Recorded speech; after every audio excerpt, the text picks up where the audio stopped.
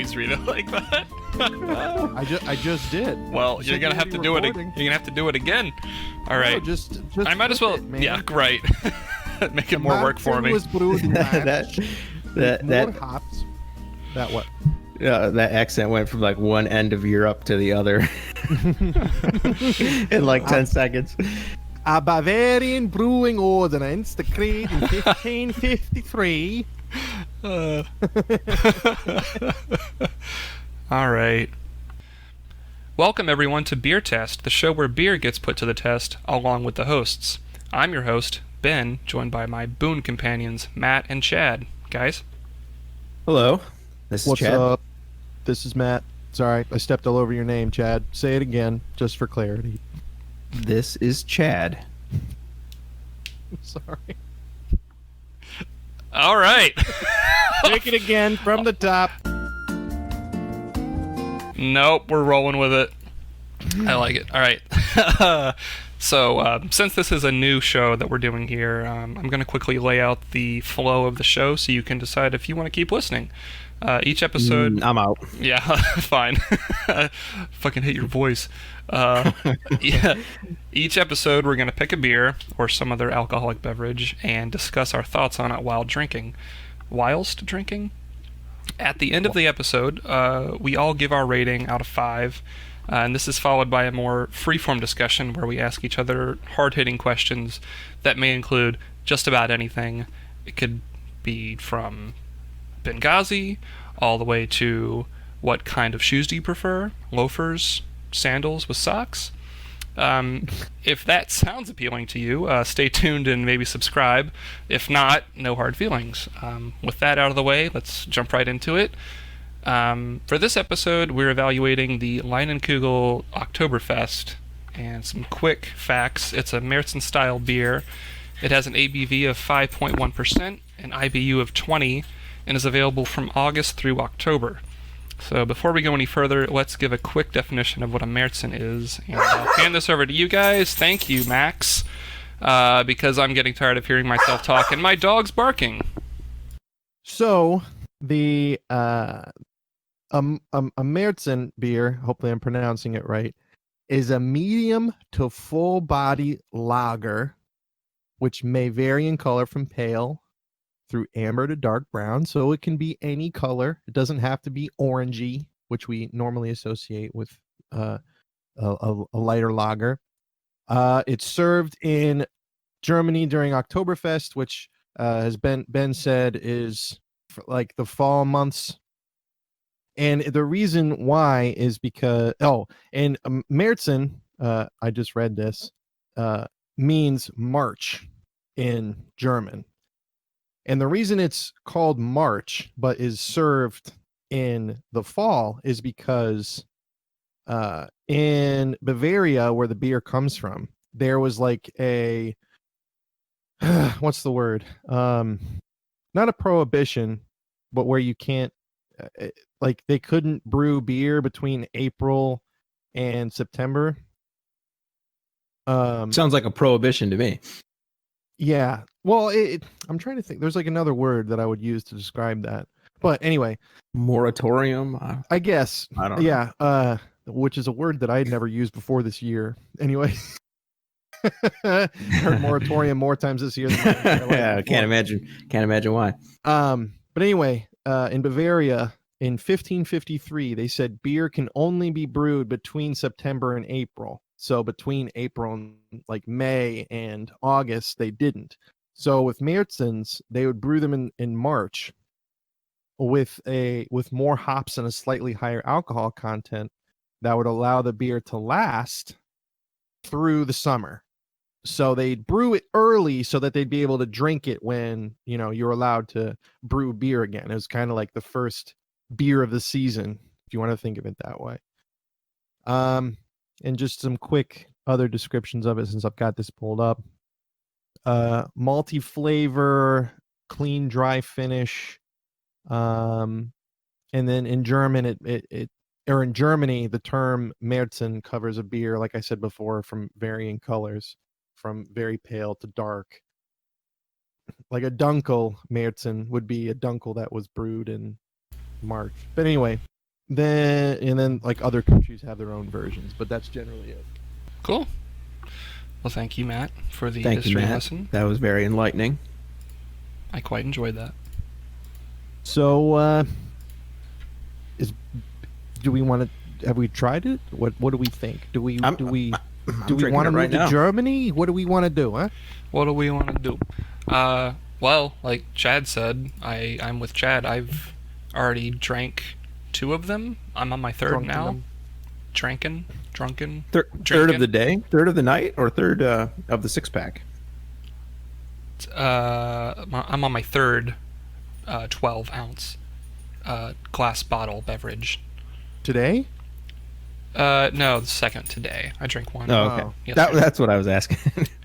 Yes. So, I'll hand it over to you, Chad, I guess. Let's hear your lovely voice. So you want me to give me? Just I general think we have all the preliminary information out of the way, right? Mm-hmm. Yeah, so we can jump right Yep. into what we like. You know, it's kind of weird. I think I like Oktoberfest beers a lot, Märzen's, but I can't remember drinking all that many of them, so I don't have a whole lot of stuff to compare this to. You haven't had like Sam Adams or? Yeah, I've definitely had. Actually, I have some of that. I might have one of those after this, just to directly compare them. And I've had a few others. Like I know that I've had Great Lakes Brewery before, and I've had a few others, but I don't have a whole lot to compare this to. But I have it poured out in a glass right now. It's a nice looking amberish colored lager with quite carbonated, more carbonated than a lot of the other beers that we've tried so far. It's fizzy and delicious, I kind of don't like a know. White Claw. I don't. No, you got the fizzy part right. I'm just kidding. So I'm trying to. I'm smelling it right now, trying to get the smell. I mean, it just smells like a Märzen. I don't know how else to describe it. I'll say that right off the bat, this might sound like heresy, but it tastes like a Budweiser to me. what? I That's just total heresy. I don't hate it, but it's not a go-to beer for me. And maybe I do need to try some more beers. I've had the Sam Adams Oktoberfest, but I haven't had it literally in a year, so I probably need to try that. But the Leinenkugel's not the most amazing thing to me. It's okay, but that's just what it reminds me of. Really? When's the last time you had a Budweiser? Probably a year ago. So you I mean, it's I don't drink Budweiser. It's just whenever I'm over at my dad's. So yeah, because Budweiser's trash. it's cheap. I think I can see why you would say that. It's a lager, which is what Right. a Budweiser is. Right, and What is it brewed in March? I have no idea. Yeah, it's okay. It's like Chad said, it's got that amber-ish tone to it. It's smooth. I mean, it is. I was gonna say it does kind of smell. I was trying to figure out what it smells like. It does kind of smell like a Budweiser. Yeah, and maybe it's not. It's not really. Go ahead. It's not really that much different. I mean, a little stronger and a little more like maybe malty. I don't know. A little bit Budweiser. better. I don't. Oh, yeah, definitely. Well, Matt, I mean, flavor-wise, I do think it's several steps above a Budweiser. I'd have to drink another Budweiser, seriously. Because you're right, it smells like a Budweiser, but maybe I need to drink more lagers to really figure out that maybe they all smell like that. Which is fine, but I'm doesn't curious now, smell- Matt. What do you think? To me, it like on the line of Budweiser, it doesn't smell as harsh as a Budweiser. Like Budweiser to me has a very distinct smell. It reminds me of being like an 11-year-old and my dad's yelling at me, and like a lot of repressed memories is what Budweiser gives me.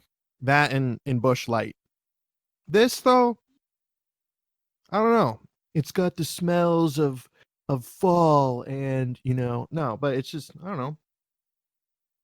I mean, I would take this over pumpkin spice, but It's You know, not, I actually had one very good pumpkin spice beer once, and I can't remember what it was. But yes, in general, pumpkin spice is terrible.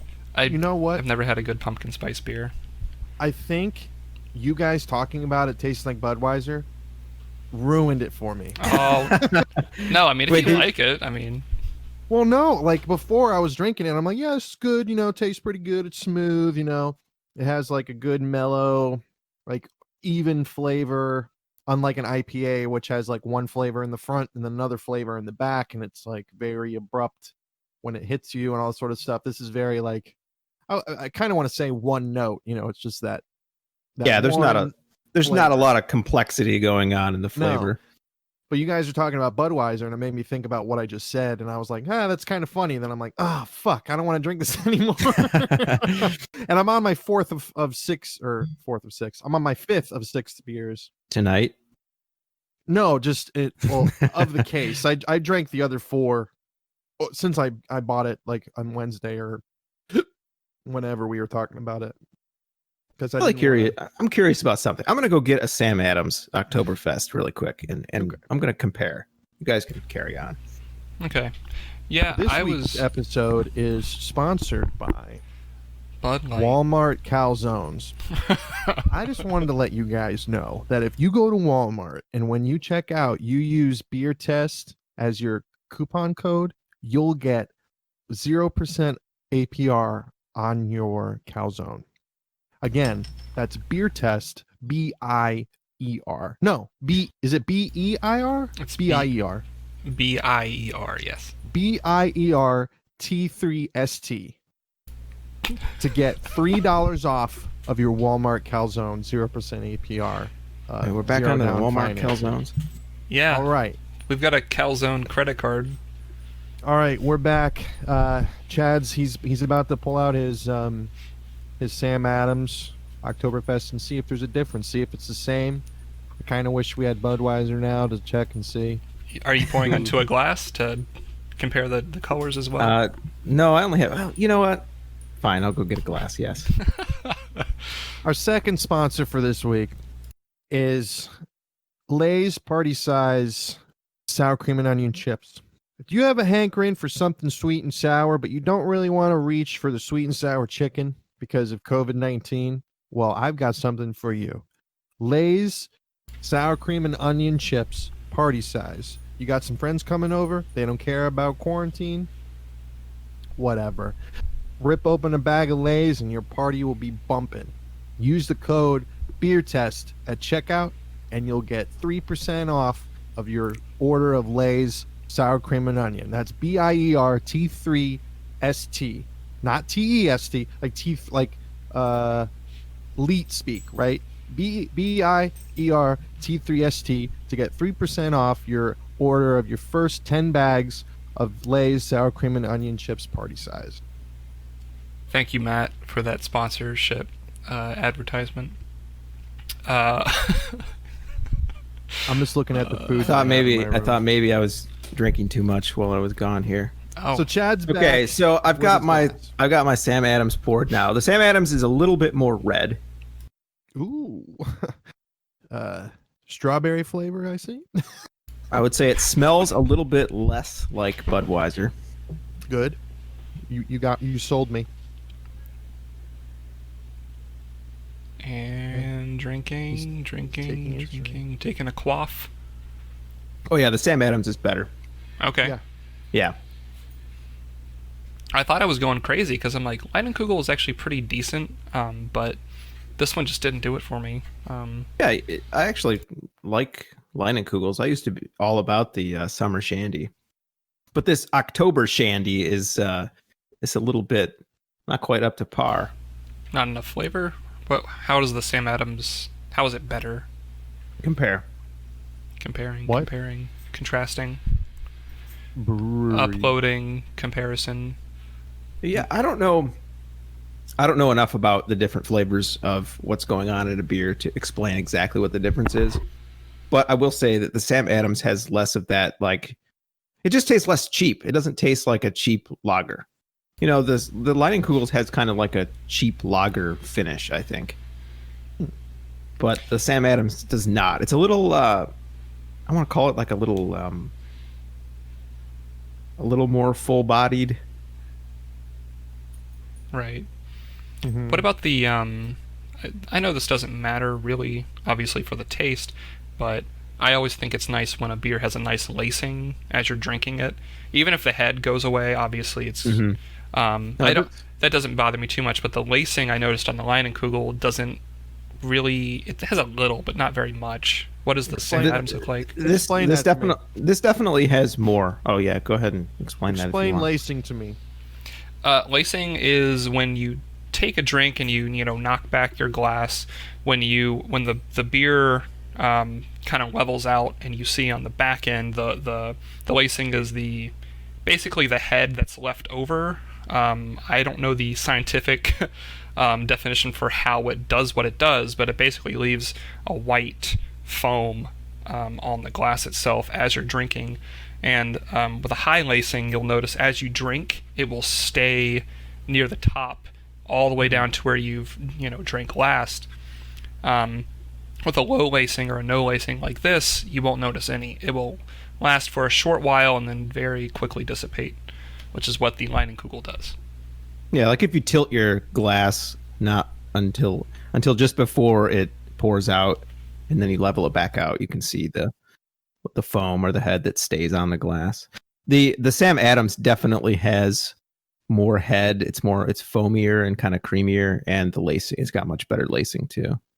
That could also be because I just poured the Sam Adams, and the Leinenkugels has been poured for like 20 minutes. But I think that it is an improvement. I will also say that the Sam Adams Oktoberfest is kind of my go-to fall beer for several years. I would agree with that. If I just want like a reasonably priced 6-pack to, have a beer or two a few nights a week, that's the sort of thing that I get in the fall. Well, what about the Märzen makes it a good fall beer for you? Is it because of like the smoothness or the flavor profile, or like what about that? Or is it because, like, let's say this Leinenkugel in general, they're generally known for their Weiss shandies, which are more summer beers, because they're fruity. Is it because Oktoberfests are more not really hearty because they're not very right? It's not like a stout. It's not a stout, but is it because they're? I think it's because it's somewhere in between that. It's not like the kind of stout that you're going to drink in the winter, and it's not a fruity light beer that you're going to drink in the summer. It's something in between, and I'm sure it has something to do with my associations with it too. True. Like even on the bottle, it's got like a nice little tinted festival with fall like colored trees, and there's pieces of wheat that have been harvested. It's very very fall. And a leprechaun's cap for some reason. No, it's not. It's a what is it called, Ben? By the way, Leinenkugel is traditional Irish for Märzen beer in Ireland, which is where all beer was actually originated from. So, beer. Oh, what? Beer originated from Ireland, and that's why it's actually a leprechaun's cap. Leprechauns are known to harvest wheat in the September, October, August, the fall, and all of what I'm saying is absolute bullshit. So you can take that for what you will. Yeah, I was like, wait a minute, Leinenkugels has got to be Finnish, right? And I think obviously Egyptian. It sounds German, beer. but you think so? Oh no. The Kugel part. Leinenkugel. From Wisconsin. Leinen sounds Finnish. I was going to say that I think they're like a 6th generation family from Wisconsin or something like that. So, yeah, Leinenkugel was very German sounding. That means they're Dutch. I think we all kind of gave our general impressions and what we thought about the beer. I probably gave the least amount, but that's just because it's okay. I don't really have a lot to say about it. Like you guys said, it's very one note. It like Matt said, it just kind of hits you, and it's like, that's all you get for the whole time. I kind of wish it had a little bit more of a story to it as you're drinking, more of a journey per drink. So Yeah, it's fine. Yeah, it's not really like a beer that you are going to sit down with and focus on because there's not a whole lot going on. It's the beer that you would drink at a party, like a festival, perhaps, and just enjoy with some food, you know, Yes. which is fine. Some, That has a place. some sauerkraut and some Some Metwurst. Some Schweinenbraten, yeah, some spätzle and some pork chops. Sure. Schnitzel. Schnitzel's freaking delicious. If you I haven't know, had I it, love it. oh I my love gosh. it. So real quick, before we give our ratings, I wanted to very quickly go over what the actual brewery, Leinenkugels, actually has to say about their own beer, the Oktoberfest, and then we can kind of go over the price and talk about our ratings. So Like you asked them, they're like, "Oh, it's just the beer we make." yeah, we're gonna call up Leinenkugels on the podcast, right? That would actually be kind of cool. But Today's so sponsor is Leinenkugel, and we give it a 2 out of 5. No. So we've got the Oktoberfest from their own website. It says, Oktoberfest. Rich and toasty Märzen-style beer, our proud German heritage shines through in our homage to arguably the world's greatest festival, Oktoberfest. A traditional Märzen-style beer, our Leinenkugel's Oktoberfest has a toasted malt flavor and subtle, spicy hop notes that make it perfect for celebrating fall in true German fashion. So let your steins runneth over.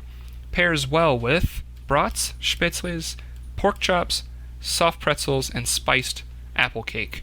and Walmart, And Walmart calzones. Brought to you by Hot Pockets. Let's see. Yeah, that's what it says, and I can't argue with any of it. But it's just kind of forgettable, in my opinion. They're like, our beer's pretty good. It's got this and that, and Ben's like, okay, I guess I'll drink it. I'm not knocking it. It's just Well, I guess it's a beer. I guess I don't know. I- My dad drinks Budweiser. It tastes like that. I wanna believe that every beer has its place I for, mean, for we're- different people, for different situations, and this one I think has its place. It wasn't I don't- expensive. I got it for $8.50 for a 6-pack. think I Well, sent a yeah, that's picture of about how what much mine it was. cost for me. You know what? I was going to ask you guys, do you think that price should be taken into account with our ratings? Maybe I think so, because price mine per was over ounce $9. was it? Okay. Yeah, because I bought it at Kroger on sale for $8.99. Yeah, I personally do, because beer isn't free.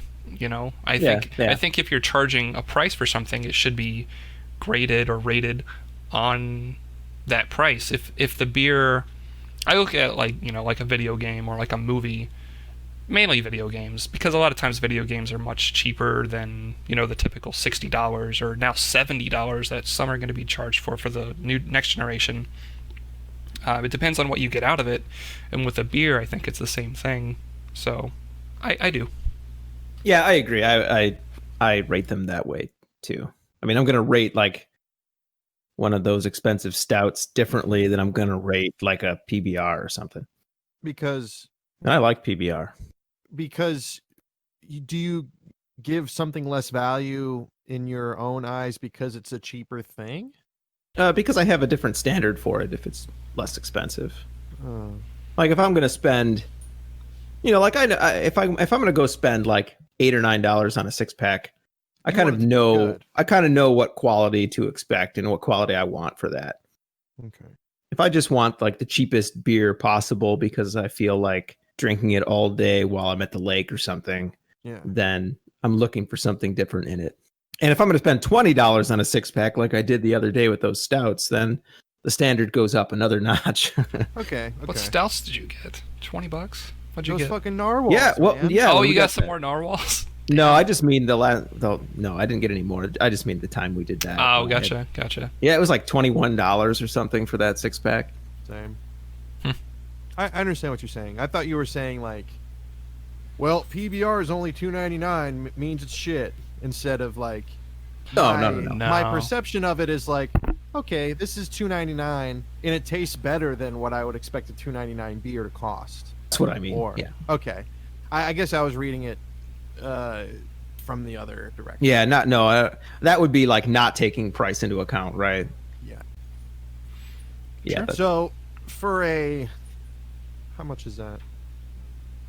Like, Are you trying to calculate? Yeah, less than $2 a beer. I'm not the math whiz, okay? Matt's breaking out the calculator. I went to art college. Breaking out the abacus. The who? Atticus Finch? Yeah. $1.30 something. To kill a Leinenkugel. Oh my god. Let's not do that. That made me think of the Pale in Comparison. Oh no. Oh boy, that's on record. That was legitimately funny. That was hilarious. Actually, not even drunk hilarious. That was just hilarious. That was funny.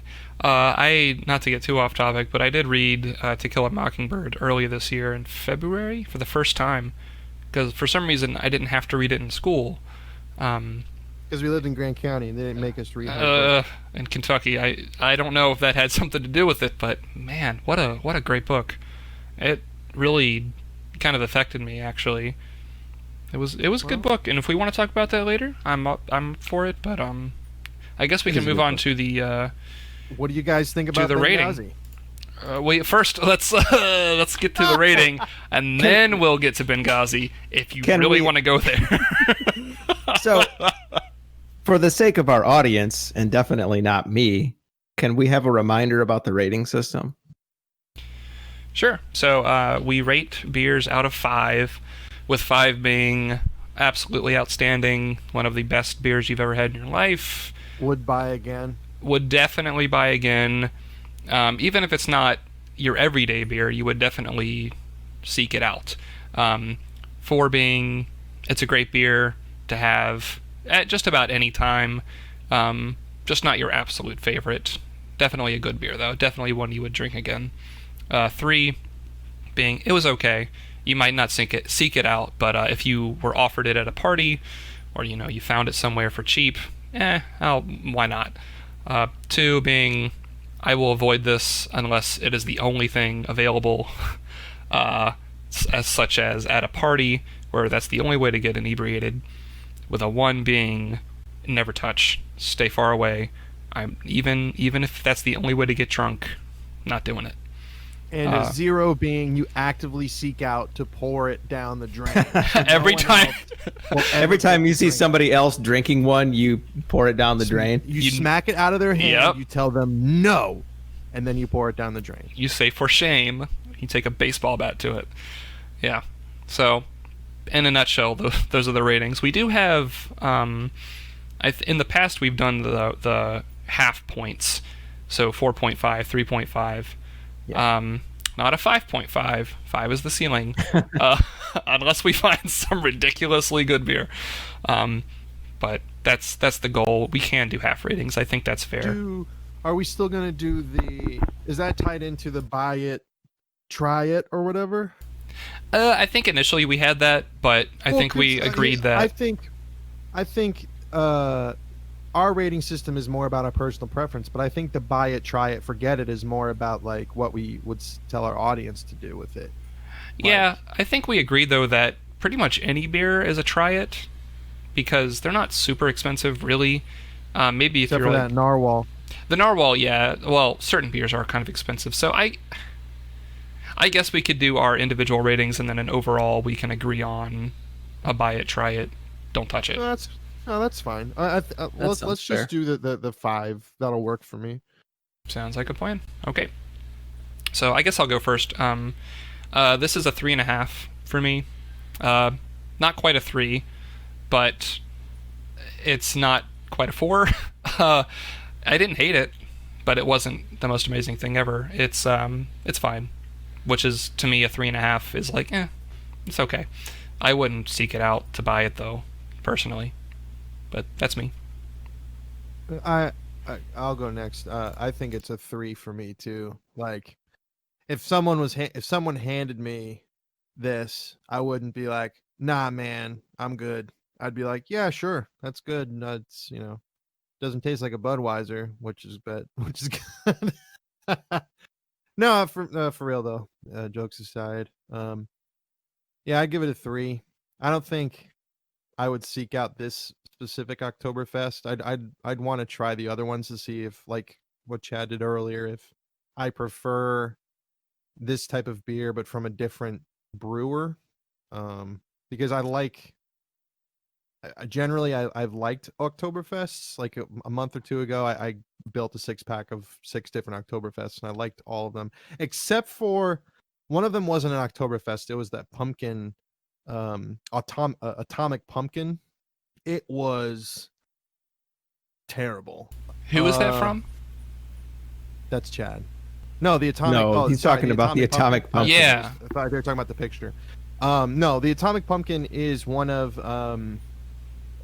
New Belgium's IPAs.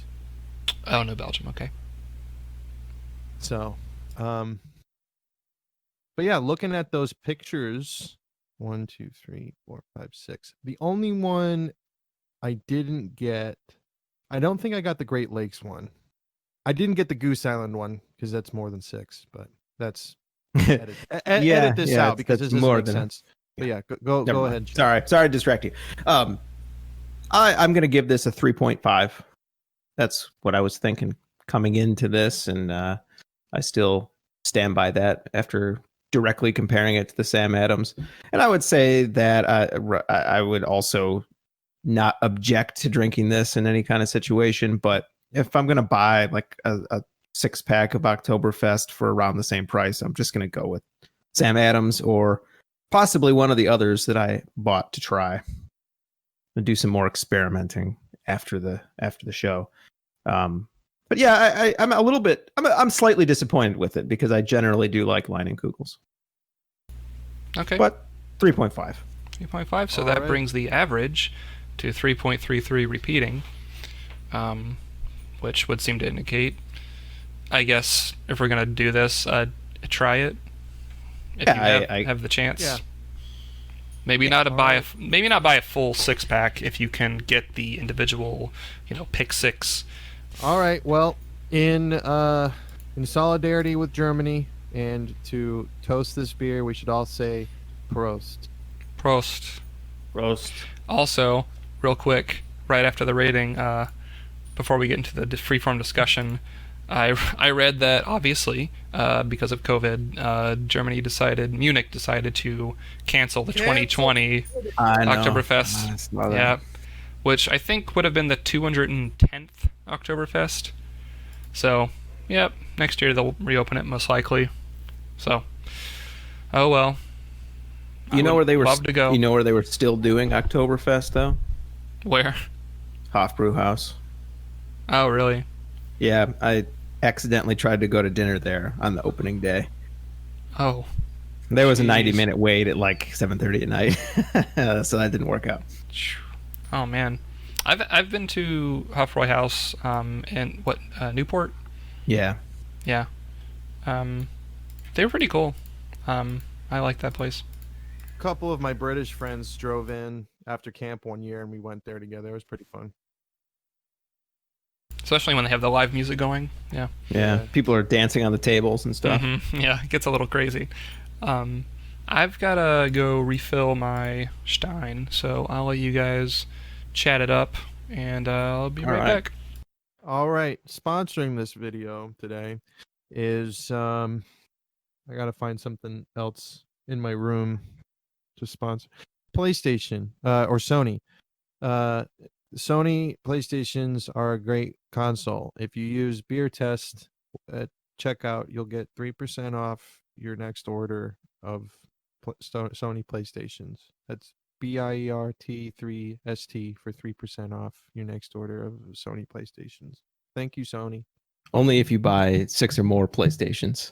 Oh yeah, I mean that's a given. Yeah, I mean they break down enough that you probably need 4 or 5 extras for parts. Well, they don't want me to say that. They gave me a script that I had to read, like the very strict. Well, now you're not getting your you're not getting your revenue, your ad revenue now.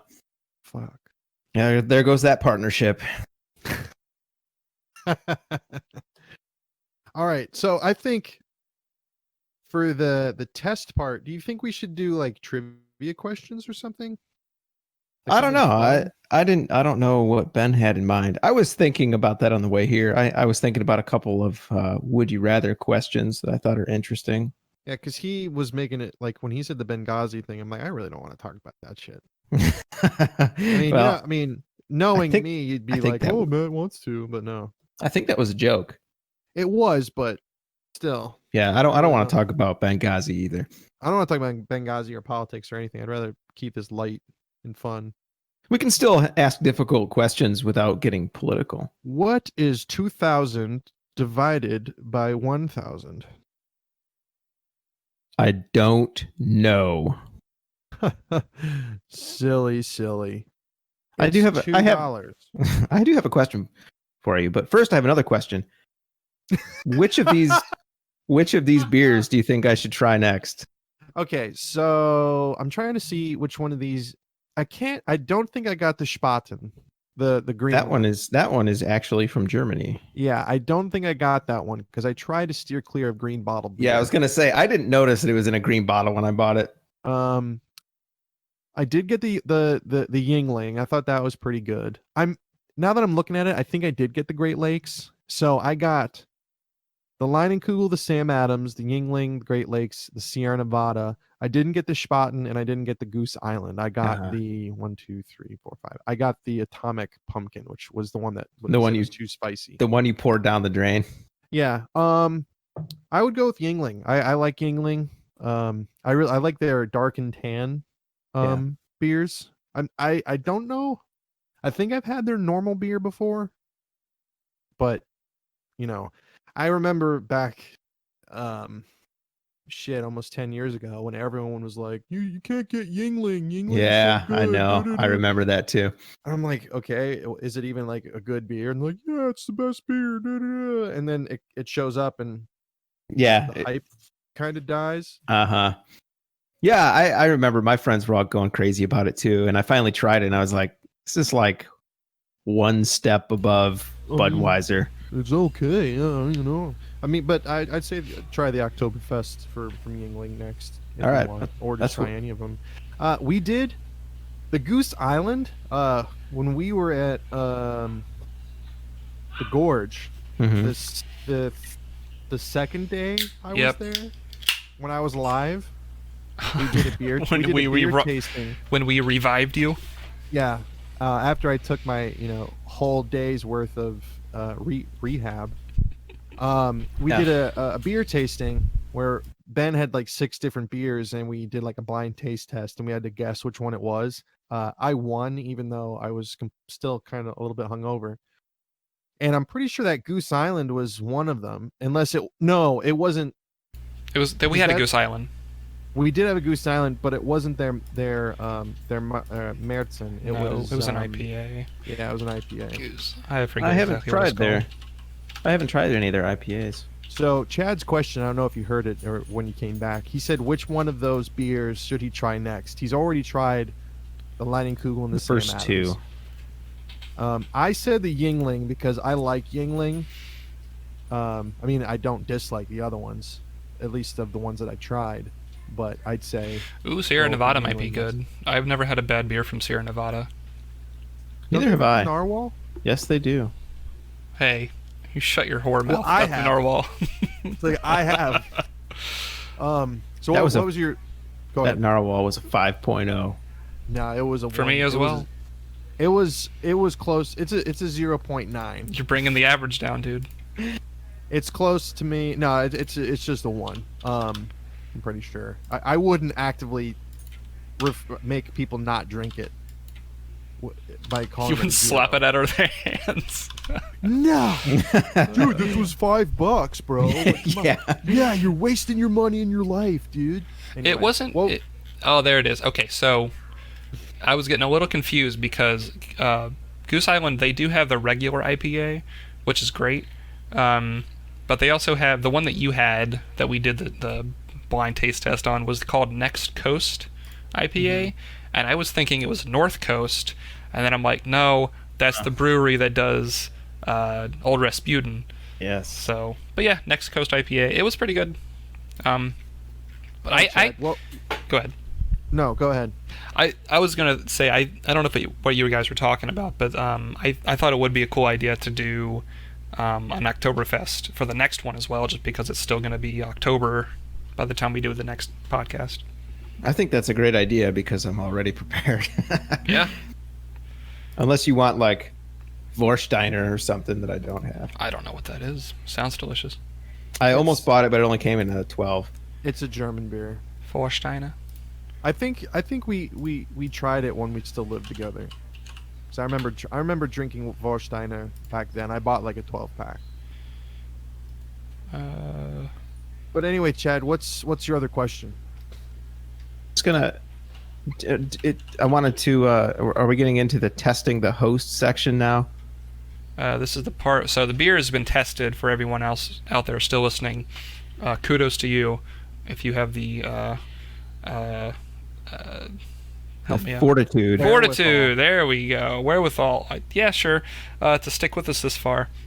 We're now on the freeform discussions / questions portion where we test each other in odd, cruel ways. So, yeah. Did you have questions written down? Nope. Okay. So, Chad, what's your question? Okay, I have one. Would you guys rather go the rest of your life without ever watching another movie or TV show, or without ever listening to music? Oh God, Ben, you answer. That's a hard question. I know. Wait a minute. Movies have music in them. How do you get around that little pickle, Chad? I win. They do have music in them, yes. So that is you can take that into consideration. So if I pick never listen to music again, then I can't ever watch movies again, or at least I have to watch them on mute whenever the music comes on. So it's a lose-lose. No, you're thinking too much about it. You get to if you choose movies and TV shows, you get to listen to the score as you're watching the movie, but not when you're not watching the movie. So I have to choose between my Trapped album or my copy of Citizen Kane. I was gonna say Invincible with Bruce Willis, but okay. Man, that's tough. I'm back. Sorry. Ben, did you hear the question? No, just the first part of it. What is it? Would you rather give up watching movies and television shows for the rest of your life, or give up listening to music for the rest of your life? Movies and television. I don't know. That's easy one to me because I can still read, right? Yep. Okay. Yeah, I'll take music over movies and television any day of the week. Because you like Tool. Yeah, I'm a Tool boy. No, I mean, it's just music typically will have a much more emotional impact on me, and I can think about it more than a movie. Not to say I don't love movies and shows. I love them, but I hate shows. Not all shows. Most shows. You hate Breaking Bad? You hate... I never watched it. You hate Lost? You've never seen Breaking Bad? I don't hate Lost, you're right. Okay, I have a question for you, though, Ben. Have you ever cried to a movie? Have I ever cried? No. Really? I don't think so. You ever cried to a CD? No, I don't cry. Well, okay. I don't I don't want to say that. Ben. I don't want to say that. I think I've cried at two things. The one thing I cried at the first time was Metal Gear Solid 4 at the end. Okay. Don't laugh at me. But just the whole idea of fuck him. I hate that they got rid of David Hayter. But the idea of like an older person at the end of their career they're all like the end of their life, and they have to kind of keep moving forward and keep making a name for themselves. And just the fact that like that was kind of the end of that saga at that point was kind of really emotional for me towards the end, and I did cry. I was like, oh damn, he's done, you know. Like geez, and he like puts the gun in his mouth. I'm like, holy shit. But yeah, that one, and then another one. Yeah, but there was another one I don't actually remember, but I know I cried at something else. Okay. I don't typically cry at things, but Well, the reason it's hard for me is because I've cried to both. Like I've teared up, like I've straight out cried to the movie Green Mile at the end. I didn't. It didn't affect me too much. When did you see it the first time? I was maybe mid-20s. Oh, the first time I saw it, I was like 10. It hit fucking. Oh, okay. Jeez, that's a hard one for a 10-year-old. Jeez. Yeah, when he's like, I tried to take it back, but it didn't work, and I'm like, no, you're such a good person. Why are they killing you? Fuck the police. But no, I didn't say that when I was 10. Fuck the prison guards. But still, I mean, Tom Hanks. But okay, so movies, and obviously I went to film school, so movies have a very special place in my heart. But I was in a band, so it's like, way to put me between a rock and a hard place, Chad. How about you answer? It's got to be. I would choose to keep music because like Ben said, you still get to have books, and I think if I can have books for my story, and I can have music for my listening pleasure, then I think I'd be all right. I'll probably have to concede and say the same thing, but man, I don't even. I love movies. I don't even watch a ton of movies anymore, or at least I shouldn't say anymore. At this point in my life, I haven't watched a ton of movies and TV shows in the last like few years. I actually just picked up a couple movies recently. Which ones? Reanimator. Oh yeah, we already talked about that. Underwater and Split. I still haven't seen any of those. Well, Underwater is kind of special to me because that's Tori and I's first date. We went to that and saw it because like we went into it like I didn't know what it was. I just knew it was like the trailers looked decent. Is that where a dude fucks a fish? No. What? Is that where a woman? I know what fish? you're talking about. That's the Shape of Water. Is that what that's called? Oh, that's no. Underwater is essentially it's Alien at the bottom of the ocean. Okay. She's But into that it's kind of got- stuff? Yeah, I guess. All right. And it's got Cthulhu in it, which is pretty cool. Spoiler alert. Damn, How's man. it a spoiler? It's in the trailer. It's called Underwater. What's underwater? Right. Real, yeah, obviously. Come on. Really? Yeah. All right. Anybody else have any difficult questions? I have a difficult question. I want to one-up you, Chad. All right. Okay, would you guys rather be deaf or blind? Blind.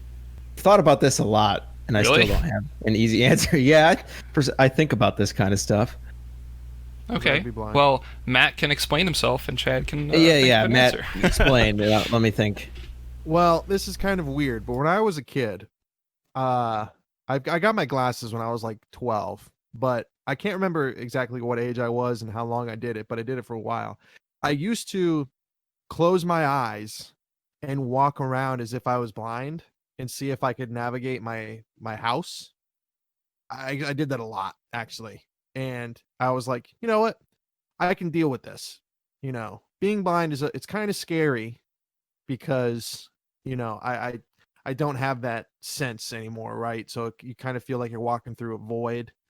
But I feel like being blind is okay. Like I could still feel people and, you know, feel my surroundings and everything. But being deaf to me is just frustrating because I can't hear anything going on around me. I can't hear myself, depending on the type of deafness it is. But just say it's like full auditory, you know, occlusion, like you get nothing. It would just be frustrating, you know, like that that one science fiction short story about like, what's the title? It's like, I have to scream, but I have no mouth. Oh, I have no mouth, but I must scream, and I Yeah. must scream. Yeah.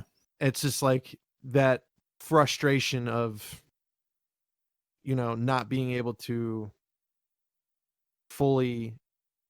To me, being deaf is scarier than being blind. Like if I lost sight in one of my eyes, that'd be like one of my eyes would be okay. But if I lost hearing in one of my ears, I feel like I would hate life a million times more. Yeah, you know what? I think my answer is that I would rather be deaf, but it's very close because I have had ear problems where I could barely hear out of one ear, where like I had water in my ear and it messed up the wax and it was all clogged up. That drives me insane. It really does kind of make me feel like just clawing my ear off. So I know what you mean about it being really frustrating and infuriating to not be able to hear. But I think I'd still rather be able to see. It's close though. Even though like I think being deaf would be more frustrating, but I think I'd still rather be able to see. Okay. Yeah. That sounds reasonable. To answer my own question, I would definitely rather be deaf.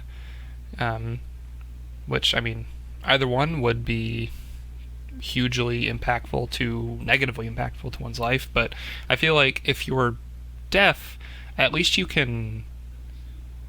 Because I just look at it from a practical perspective. What kinds of jobs could I do if I were deaf versus blind? Yeah. And I feel like the job I'm in now, which is IT, I could still do my job. I don't need to hear, really, to do my job. That's capitalism talking, man. I think that's just also the ability to do things on your own. I feel like there's not a lot that you need to hear. Like, I could do woodworking, deaf. I could do housework deaf. Like, much easier than I could do it blind. I couldn't use a saw, like a table saw, if I were blind. I wouldn't do that, But I could use a table saw now. Barely. But do you listen? But do you listen to music now? Yes, and I would have to give that up. You would give. So back to our first question. You would give up something visual to keep something auditory. Yes. But you would give up all of your hearing to be visual. To be able to provide for my family, yes. Not to say that there aren't jobs you couldn't do blind, but I'm having a hard time thinking of something that I could do blind to be able to still provide for my family. Yeah, I think I agree with that. That's kind of why I ultimately choose to be deaf. Because it's just so many more practically speaking, it's much easier to be deaf than blind. I think for me it comes down to what would make me less frustrated in my quality of life. I think being blind, well, obviously a hindrance, and I couldn't do certain work anymore. I'd still be able to enjoy most things. I could still hear like the people I love's voices. I could still listen to music. I could still read books. Technically, I could listen to audiobooks. I could listen to movies. I could hear myself. And I think that's the other thing too about rather being blind instead of being deaf. Being deaf, to me, I obviously don't know what it feels or sounds like inside your own head, but I feel like not being able to hear goes back to what I said about that having no mouth and feeling like you need to scream. It's like I feel like being deaf, I'd feel stuck in my own brain, as opposed to being blind, where it's just like I'm in a dark void, or I'm in the dark, but everything else is still there. It's more of a like a visceral thing for me than just like, well, if I was deaf, I could still do my job. And I'm like, I don't really care about that. I care more about what's the quality of my life going to be mentally and emotionally, would it be worse if I was deaf or if I was blind? And I think if I was deaf, it would be worse. How would you like survive then? Like if you couldn't, because you said you didn't care about it, providing. How do blind people survive now? Well, and that's a world that I don't know. That's probably something that I have to investigate. I actually don't. I don't know like the general way that blind people survive. I'm assuming through a lot of Welfare. family assistance. Probably. But it's to me, and this might speak more to my personality. I don't want to have to rely on someone to survive. I just don't. And I agree that the government does a lot of good things, but I want to be able to have a job, do my job, provide for my family, regardless of outside assistance. But what if I can't? that happened? No. What if it happened and it was just like you and Shannon had to take care of you? Yeah, then I mean she would have to take care of me, but vice versa, I would definitely take care of her. I don't know. It's just a hey. Remember when I said the host would be tested as well? Well, that's happening now. Yeah, it's a really interesting question, I think, that I brought up myself, thereby saying that I'm an interesting person for posing it. No, it's a tough one. I've thought about it a lot as well, Chad, like you said, and I'm sure you have as well, Matt. It's just a weird one. Stuff, yeah. What's the other one's mute? If you can't talk, that might be a third wrinkle in there. I'll pick that one. Oh, really? Okay. Wait. But you're not blind or deaf. You just can't talk. Okay, yeah, let's modify it. Would you rather be blind, deaf, or mute? Mute. Okay. Just learn to use sign language or use like a little writing pad or something. A little writing pad or a whiteboard or something. Sure. Yeah, that's an easy choice for me. Blind. Okay. You'd still go blind. Still. Yep. Huh. Really? Okay. Yep. Because you said you still wanted to be able to hear your own voice. Yep. Interesting. I get tired of hearing my voice. It's a part of it. Well, I say the same thing about myself, but my voice is a part of my identity. Couldn't you just record? Okay, how about this? What if you could have a whole week to record yourself, a whole month to record yourself saying whatever you wanted to say, reading whatever you want to read, but then after a month, then you're mute. Still no? Okay. Nope, because it's also part of like not being able to communicate effectively. You could spend the month recording yourself saying every word you could conceivably need to say, and then write a program that does text to voice so that you can type in your own voice. So it would be like being Stephen Hawking, and I wouldn't want to be like that. Minus the minus the dystrophy. Like he had to talk through a robot voice, but just to say it was like me hitting a button and it was me speaking. No, yeah. I'd rather it just be me. I choose blind. Sorry, I had to step away for a second. No, that sounds got a little too tense for you, huh? I'm sweating over here. Yeah, I guess to answer that, I would still go. You know what? I would go mute. Yeah, I think I'd go mute because I'd still be able to want to hear, and I don't necessarily think I need to hear my own voice. I'm sure Shannon and I would find a way to communicate with, claps and snaps. Shannon, come here. Well, no. You're communicating to her. Okay. Yeah, right. You start whistling. I can whistle. That's a thing I can do. I don't know. It's one of those interesting things to ask someone. So I guess that's Chad and my questions. Matt, do you have one that's a tough question, an easy question? What do you got? Would you rather buy a PlayStation 5 or an Xbox Series X? Man. Let me lay it out for you. Okay. So PlayStations are, I'll give you a couple points for PlayStation, a couple points for Xbox, just in case you haven't thought about it for yourself, because I know you're more of a PC gamer now anyway. PlayStations are generally more exclusives. You know, their games are more, exclusives. They're more story oriented. There's a lot more single player stuff on PlayStation. They aren't backwards compatible, which is kind of a negative point. And I was actually talking to Jacob Crabtree about this yesterday. For the most part, PlayStation's rollouts and all of their systems have had generally good track records when it comes to like the build and the quality of the product. And they it's the highest selling system in all history. Okay, and Xbox is more oriented towards their backwards compatibility now. Like with their Game Pass, you can literally play every game that's ever come out on Xbox from the current gen all the way back to the original gen. Their games are more multiplayer oriented. They have a lot more like squad based shooters and games where you can play, because Xbox Live was like their big thing back in the early 2000s.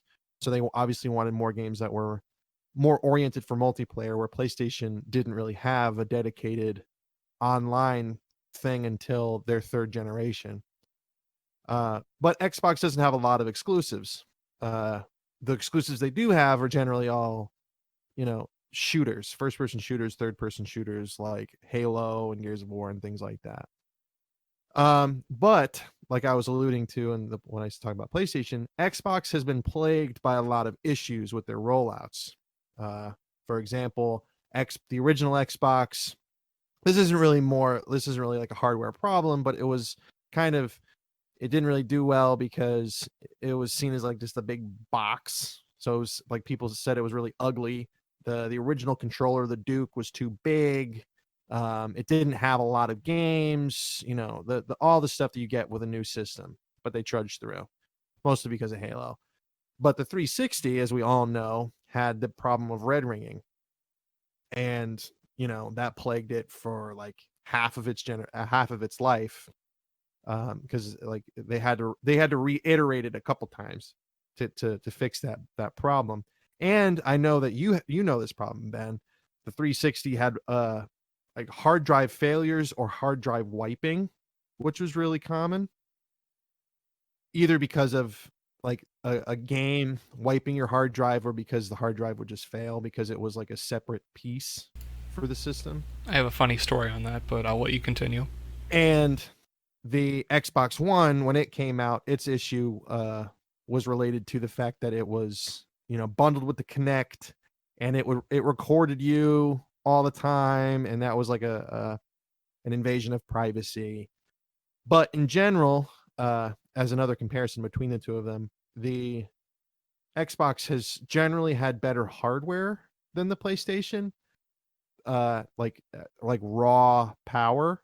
But the well, I won't say but, that's more of like my own personal perspective.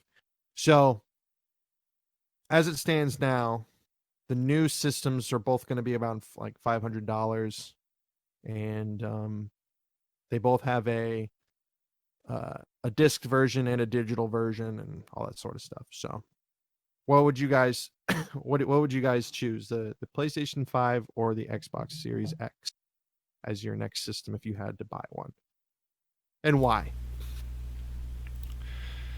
Chad, I'll let you go first. I'll go with PlayStation, mostly because of the exclusives, and I've had better luck with the hardware, Sony's hardware than Microsoft's. I've had, I think, 3 red ringed Xboxes in my life now, and very few problems with PlayStations. Were those all 360? Yes. I've had 3 exactly as well. 360 red rings. Yep. Yeah, I would agree with Chad on that one. So I don't think the Xbox Series X is going to be a bad device. I think it's going to be great, especially with the Game Pass, because I think you said that. So the main devices for the Xbox and the PlayStation are going to both be $500 for the top tier normal versions. The Xbox Series S, which I will get into this later, but I hate their naming scheme, as do I think a lot of people. But they the S is going to be $300, and it's the discless all digital version. The I think it's actually less powerful than the Series X. It's less powerful than Series X, and I think it's comparable to the Xbox One X, which is like this previous generation's best version. I think it's either comparable or like slightly worse. Oh, okay. The Xbox One X. I didn't know that. Wow. And the PS5, it's like we said, the main version is $500. The discless all digital version is $400, but it's, as far as I understand, the exact same stats. System.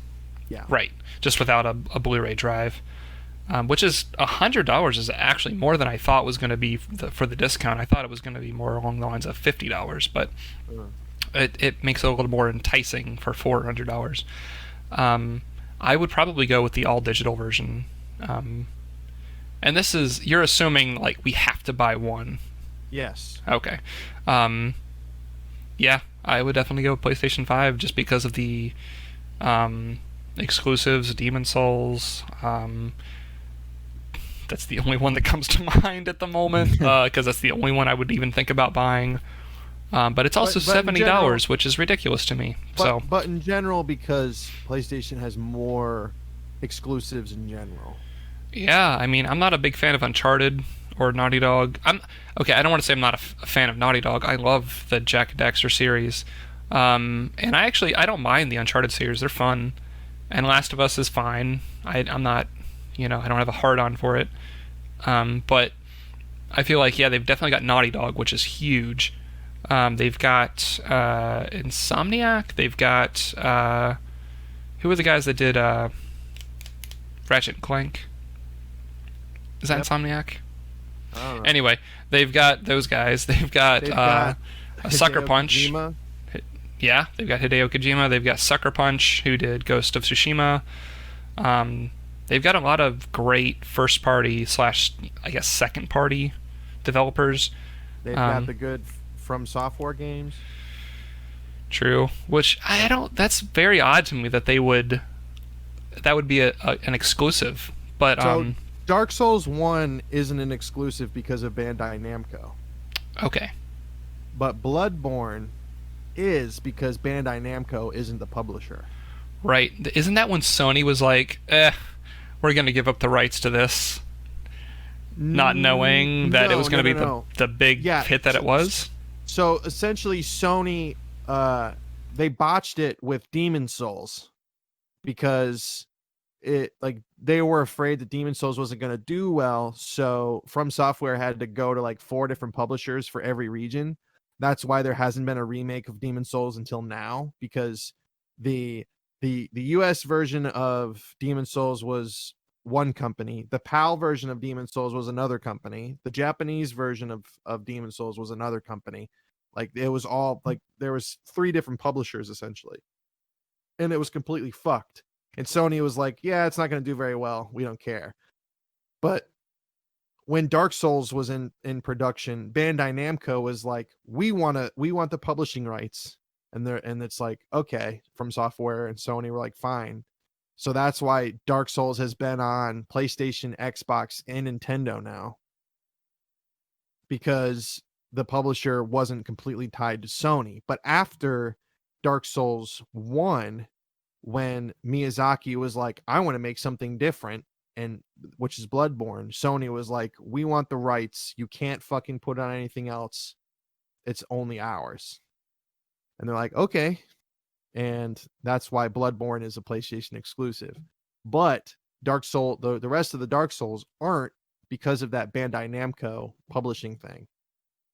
Because Bandai Namco has like the publishing rights for Dark Souls games. That's why Dark Souls 2 and Dark Souls 3 are on Xbox and PlayStation and PC.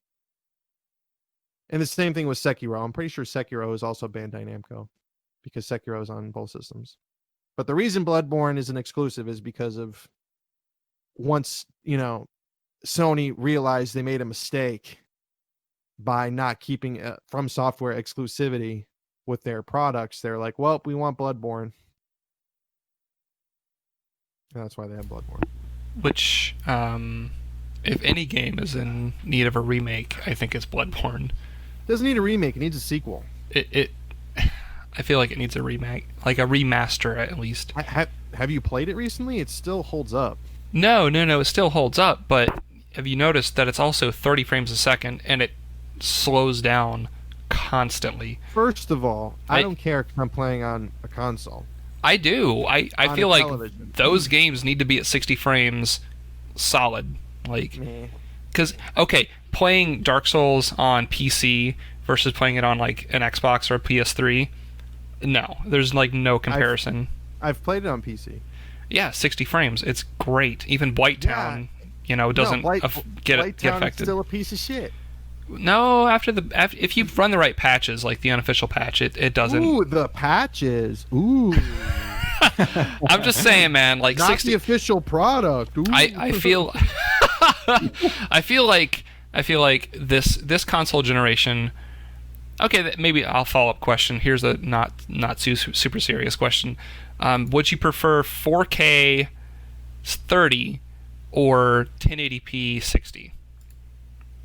I don't care. You don't care? Because you don't care if it's 60 or 30 frames? Tell. Seriously? Because my eyes can't tell. I watched a Digital Foundry video recently that they interviewed the Codemasters, one of their programmers for Dirt 5. It's a racing game. It's like a dirt and they rally. Said 1080p at 60 FPS. No, they said 120 at 1080p. Your eyes can't see 120. Yes, it can. Okay, real quick. I've got a Razer Phone 2, which I don't use anymore, but I still have it. It can do 120 hertz on the screen. And when you switch it from 60 to 120, you can definitely tell the difference. It even has a 90 in between, and you can kind of tell the difference between 90 and 120. It's a definite thing if you haven't experienced it. But my television isn't 120 hertz. Right. I think like 1%, probably less than 1% of the population has 120 hertz television screens, and let alone PC screens. So it's kind of like when he was interviewing him, he's like, "Are you sure this is like the best, method to put your energy towards?" And he's like, "People own those televisions. They want to push the hardware, so it makes sense that we want to like give them something to test it with." I would definitely go 60, at least. I think that's what the consoles have to strive for this generation, but they're not going to. They're going to keep it at 30 frames a second because people don't care. And to me, and maybe I'm on the wrong side of it or the less populated side, but 60 frames You're on at the least. HD DVD side of this, Ben. I want a smoother experience, being a PC master race. It's just frustrating whenever it's like, they can do 60 frames, but they prefer to go this 4K super high res shit when they could just do 1440p with DLSS 2.0 or whatever, because it works. I don't know how much you've looked into it, but I've looked into it a lot, and it's deep learning super sampling. And the first round, it didn't do very well. It was like okay, but it didn't like do as much as they thought with Final Fantasy 15, because it has to be like hard coded into the game as far as I understand. But with 2.0, it's basically AI learning how to do anti-aliasing in a much more efficient way that gives you better frame rate with a higher. It's not a higher resolution, but it's a higher look, like a smoother looking final image. And it's really incredible stuff, and I just wish that they would push more for that. A lower resolution with the DLSS 2.0, which gives you a higher resolution looking image, but a higher frame rate. I don't know. I like that kind of tech, and I wish they would push more for it, but they don't care. They're like ray tracing, 4K, 30 frames. It's like it's a little disappointing to me. I need to look at them side by side before I make that decision. Yeah, Digital Foundry. If there's the YouTube channel, they do a. Did you play this game, Matt? It's from Kojima, Death Stranding. I have it. You have it. So they tested it on PC, and you could do 4K, just 4K straight with no anti-aliasing, no nothing, or 1440p with DLSS 2.0. And they test it, and they do a side by side, and they show you like, yeah, 4K is not as clear as the DLSS. It's kind of incredible. But How many frames per second is real life, Ben? it's unknowable. You know what's weird about real life? I think there's a bunch of YouTube videos out there like that, but it's like the frame rate. If you want to say the frame rate for real life, it's kind of unknowable because it's per person. But there's a lot of motion blur. There's a lot of artifact. I move really slow. There's a lot of what would you call post processing in real life? Because if you just move your hand back and forth, it's like it's not clear. It's very motion blurred. Well, you have to take into account the fact that your eyes have a fucking blind spot, and your brain has to stitch in. Oh, with your nose information and the outside ranges. Yeah, it's weird. Yeah, your brain has to stitch in the information so it doesn't look like there's a fucking hole in existence in your blind spot. The same thing. Yeah, the same thing when you move your head side to side, your brain is like slowing everything down as it's processing everything. Yeah, it's like, okay, so I'm assuming both of you guys have seen soap operas. Yeah. So they're filmed at, as far as I understand, at 60 frames a second. They look like shit. I think so. Yeah. That's why they look so weird, because most television shows are shot at 30 frames a second. And Matt could probably tell me more about this. Tell us more about this. Most films are shot at 24 frames. Right? I'll let Matt take over as I take a drink. I don't. Why am I taking? Yeah, over? Well, you're the one giving. Take over. Point. Go ahead, Chad. No, I don't know, and you know way more about it than I do. I just I've actually been playing around with. I've been playing around with that with my own videos lately. Well. And I do know that 24 frames per second makes things look a little bit more cinematic. Of editing software, and it can't count higher than 24. No, it's because after 20. Where'd you go? We lost him. What? He's still in the chat. He can't count to 24. That's what I heard last. I swear to God, if he comes back and says something like, the human eye can't see past 24 frames per second. Oh my God, I'm going to slap him over the internet. Okay, maybe there are some people, and I don't know this because I'm not one of them, that literally can't see past 24 or 30 frames a second. I don't understand how that's possible, because to me it's super clear. 30 to 60 frames in a game. Oh yeah, 30 to 60 is. Yeah. Because there's this thing called and for those of you that don't know, that don't play video games, there's this thing called VSync, which means vertical sync.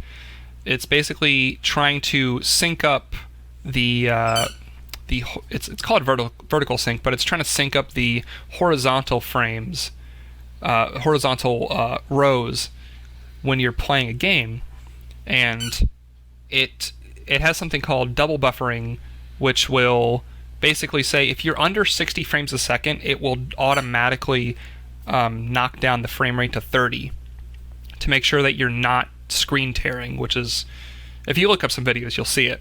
But triple buffering will basically say it's a little more granular, so if you're at like 50 frames, if you're under 60 frames, it'll knock it down to 50 frames or 40 frames, or it'll be a little more granular with it. So just from playing video games a lot on PC, I can tell this. So I'm just surprised that anybody can't tell the difference between 24 or 30 or 60 or even higher than that. To me, it's kind of obvious, but I would think that anybody who takes some time to train their eye would be able to see it. Week. Is Matt back? Yeah, I'm back. My internet dropped out. Oh, you're good. We were just covering the dead air, so. You dropped out right at something about 24 frames and the human eye can't see past it or something like that. Yeah, I don't even know. Watch my video that I sent. Okay. Have you seen the Hobbit? Any of the Hobbit movies? Yes, all the stuff in the that's theater shot with the what's it called? The high frame fuck. rate. No. Yes. What is it called? The GoPro stuff? It looks like shit. Oh, that Yeah, too. That too. Where it randomly I cuts to it. Hate the way it looks. Mm-hmm. But I meant more where Peter Jackson filmed those movies at 48 frames a second because he wanted to film them in 3D, which means you have to film 48 frames a second, meaning every other frame is going to one side of the 3D goggles or whatever. Yeah, 24 times 2. That's math. Yep. And because the human eye can only see 24 frames a second. Yep. And there's a reason why when you're watching a game slow down to sub 30, it's called cinematic frame rate. Yeah. No, you've seen those, right? Have you seen those in theater? Yeah. And then you've seen yeah, the 24 frames versions. They look so much better at 24 because that's as far. I didn't research this too much, but I think the history of it was back in like the 30s and the 20s, like when the film was like just being really like solidified as like a medium. 24 was like the maximum that they could do, so they just kind of kept that, and it just kind of stuck. I could be completely wrong on that. Well, real life is only in 33 frames per second. And that's not divisible by 2 or 5, so they had to choose. So they knocked it down to 24 frames per second so the human brain could process the information. Because everyone knows if you put it up to 50, the brain can't even see the information you're trying to do. It's a bunch of subliminal stuff. So, I just want to make sure that you're not alienating your audience with too much information, so you got to dumb it down for the people who sit in the front row at the movie theater, who's craning their neck and making everything all awkward. Question. What's the optimal distance to sit away from a movie theater screen? 30 feet. That was fast. I like the back of the theater. I like the screen to almost fill up my vision, almost like an IMAX, but not quite that level. An OmniMax, I should say. You don't want to have to turn your head. I just want to sit there and veg out, and just take it all in. So far away, you want it to fill your vision, but you don't want it to be too close to where you have to turn your head, and you don't want to be so far away that it's small. Yes, I wanna go experience it like it's the real thing.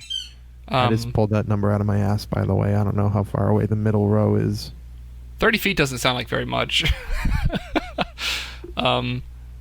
What did you go see? 1914, 1918, Yeah. 1917. That's what it's called.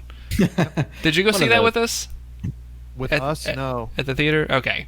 I think that was me and Tony. I saw it by myself. Okay. Yeah, it's definitely a see in the theater movie. But I didn't have any other questions. I have it on Blu-ray. Fancy. How okay, do you sit super close to the TV to where it takes up your whole vision? No. No. I can't stand sitting close to the TV. I don't want to hurt my eyes. I don't want to go. You know, I have to wear glasses when blind. I get older.